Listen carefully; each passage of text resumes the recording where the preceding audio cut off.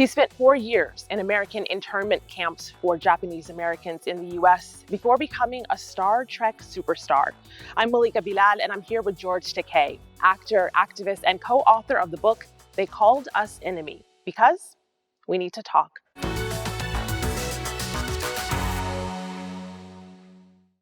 George, welcome to the show. I want to talk about your book. They Called Us Enemy is a glimpse into your imprisonment in these American internment camps for Japanese Americans. As a child in the 1940s, you were just 5 years old when the US government forcibly relocated you and your family, American citizens, during World War II. When you see images of thousands of migrant children and families, mostly from Central America, separated at the border, and when you read about their treatment or mistreatment, what do you remember from your own experience? I see a lot of similarities there. After the bombing of Pearl Harbor, terror swept across this country from coast to coast, from the Pacific coast to the Atlantic coast.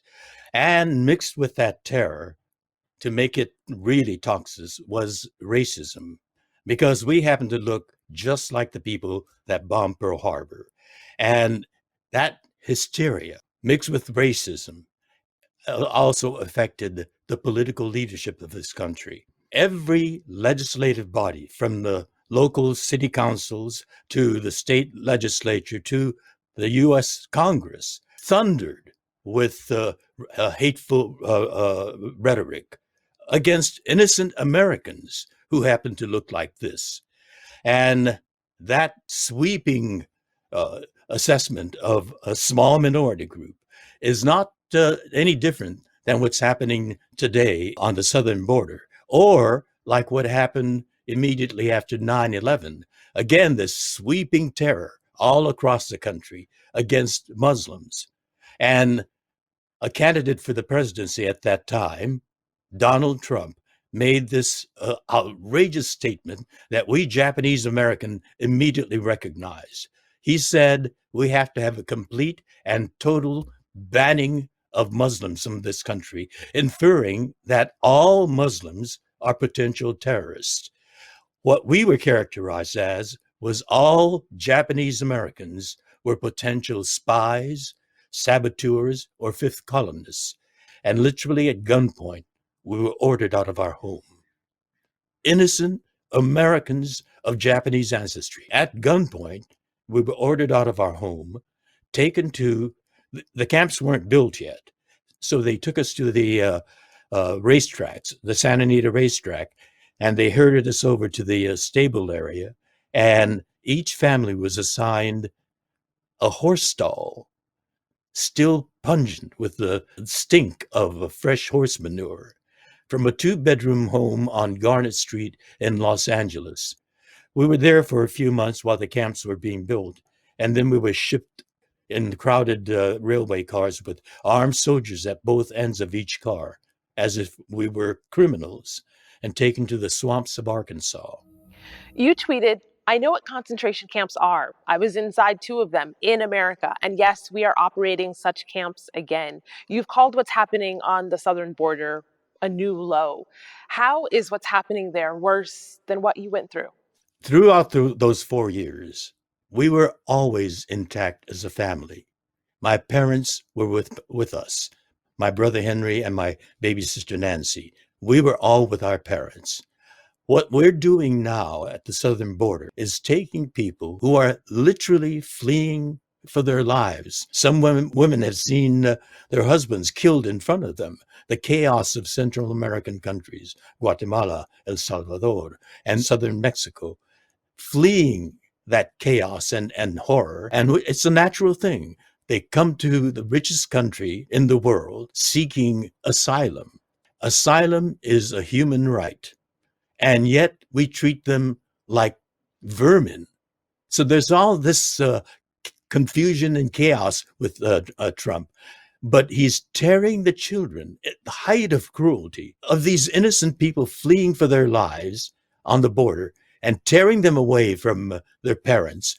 Some have been and put in cages and imprisoning them in those cages for years on end, about 3 years the ones that have been there long, their lives are being profoundly and disastrously affected.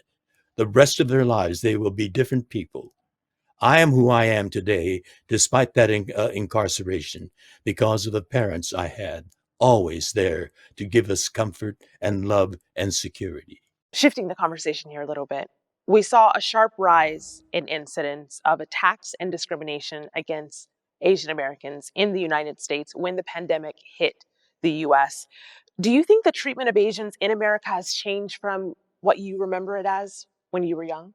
We have a history in the United States. In my hometown of Los Angeles in 1871, at that time it was a pueblo, a small town with a central plaza, and Chinatown was not too far from it. There was a white woman who claimed that a Chinese man had attacked her. And so a vigilante was formed. They went into Chinatown, dragged out 19 Chinese men, brought them to the Central Plaza, and strung them up on that big tree in the center of the plaza.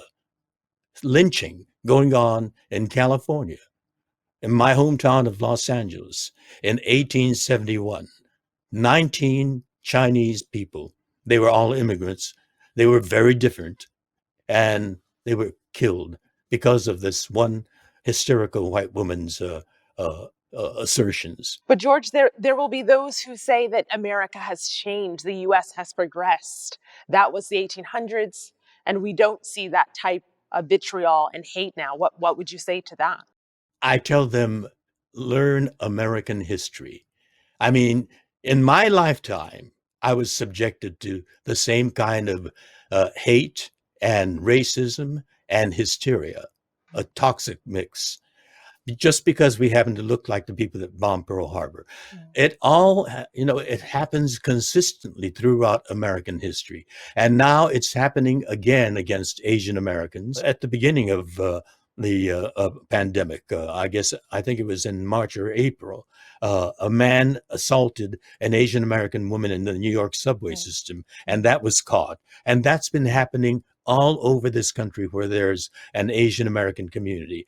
There was a Vietnamese family in Texas that was assaulted by a man with a knife, and the boy, it was a family. The father was stabbed, and the boy was stabbed in the neck. Fortunately, he wasn't killed. But incidents like this are happening in San Francisco. On the streets of San Francisco, a Chinese American woman was spat at, and she fled into a store to flee from that attacker. You've criticized President Donald Trump for his use of the term Chinese virus to refer to the coronavirus. What effect does racialized language like that have, and why do you think he insists? I'm an Asian American. I recognize it. I was incarcerated as a child. And as I grew up, my father explained to me the danger in a people's democracy. He said, our democracy can be a great democracy for people, and people have achieved great things. But a people's democracy is also made up of fallible human beings. And that fallibility exists in all of us, even the President of the United States, in the case of Franklin D. Roosevelt. He was a great president with other issues, but with the bombing of Pearl Harbor, he was a fallible human being. And we have fallible human beings that have great power, but very little brain power. And they react in the hysterical and racist and accusatory way that our current leader behaves. You had met the president a few times before he was president, and you pushed him on the issue of something you have become a leading advocate for, marriage equality. Tell me about that. As a matter of fact, I had lunch with him because this was when we were getting marriage equality in patches. California got it in 2008, and other states like Massachusetts and Ohio and Illinois were getting it in patches, but it wasn't nationwide. And I wanted to get an influencer like Donald Trump to make a statement because it would be beneficial to him. I had lunch with him and I said, marriage equality in New York would be a boon for you. You would profit from it. People love to get married in New York. They would come from all over the United States and stay in your hotels, eat in your restaurants, add to the vitality of the New York economy. And his response to me was, I believe in traditional marriage. Mm. I had to kind of get a grip on myself because he was on his third marriage by that time. And he had been famously unfaithful throughout all his three marriages. And so, but that's what came to me immediately. But I'm Mm. trying to lobby him. So I said, I believe in traditional marriage too. I said, the way I define traditional marriage is genuine, loving couple, two people who are committed to each other. And we kept going back and forth. And so the only thing we agreed on was that we will agree to disagree. As an openly gay, proud Asian American, you've become an activist on behalf of LGBTQ rights and a leading advocate for marriage equality. Marriage equality is now widely supported by Americans, both Democrats and Republicans. Is it threatened under the Trump administration? We feel very uneasy after having sat through her session with the senators. With Amy Coney Barrett. And the law is there to be acted on by people's perspective.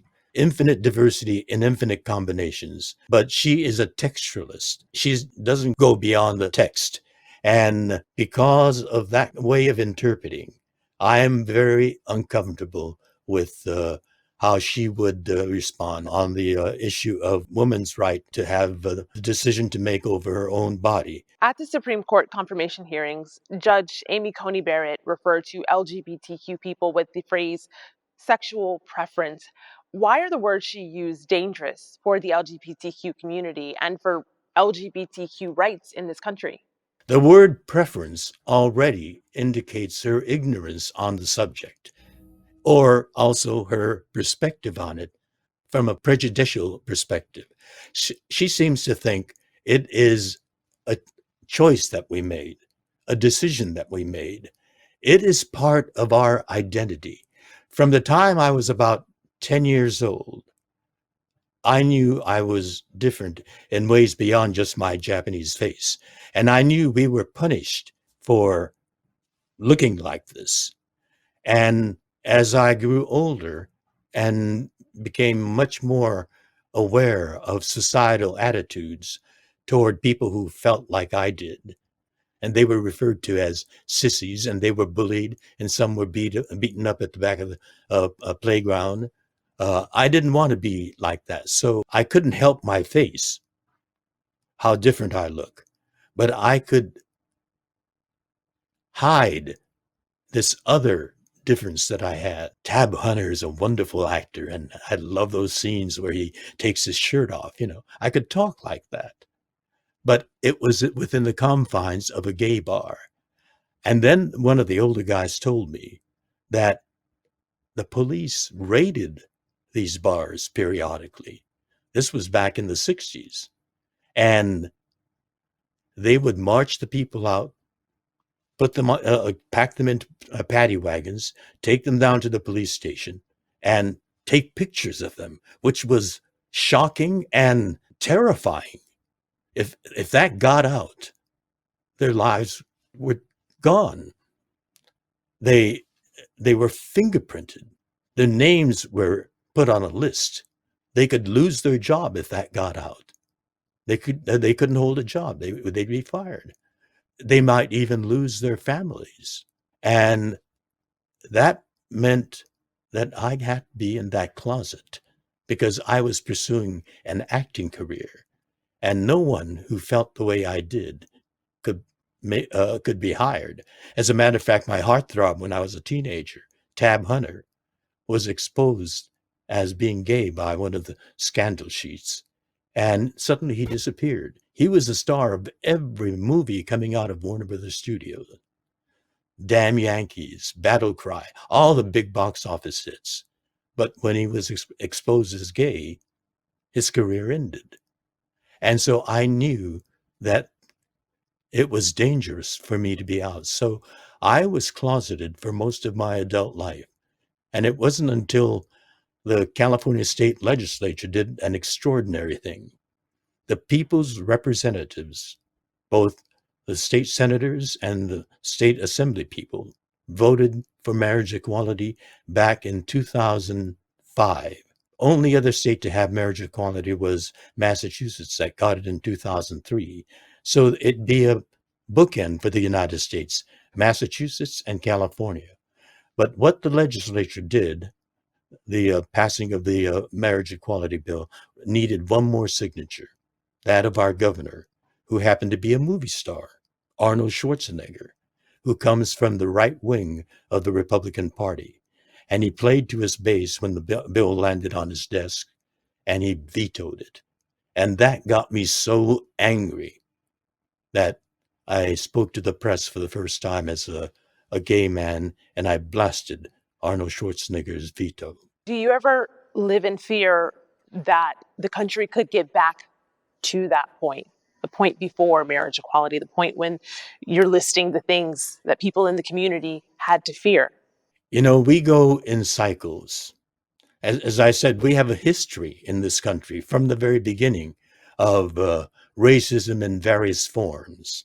And we have made enormous progress from the time that we were a brand new nation in 1776.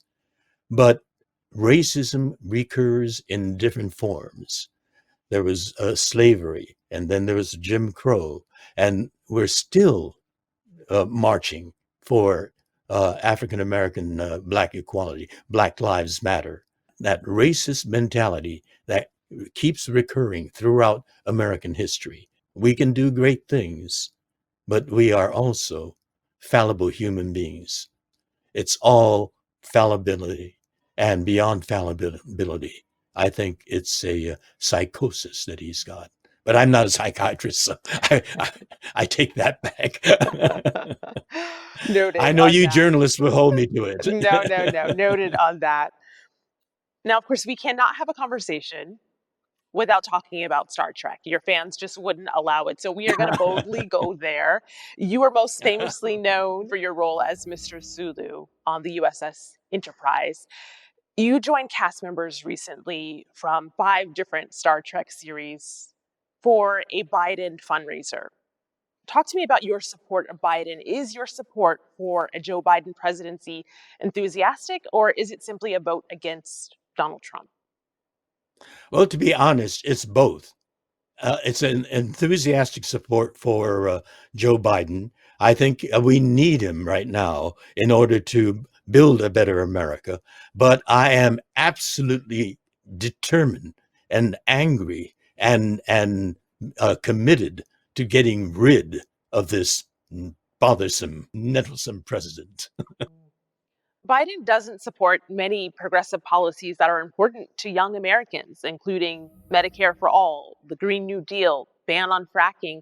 Why do you think Biden is the change that America needs and not just a change from Trump? Do you believe that? I'm for change, and particularly with the climate situation, we need drastic change. But some of these people seem to think that it's going to happen overnight. I am a realist. I've lived a long time, 83 years, and I have lived through a lot. Childhood imprisonment, uh, imprisonment in invisible barbed wire fences during my life, fighting for equality, for African American. I was involved. I met Dr. Martin Luther King back in the 1950s. I did an African American a civil rights musical called Fly Blackbird. I've lived through a lot in my 83 years.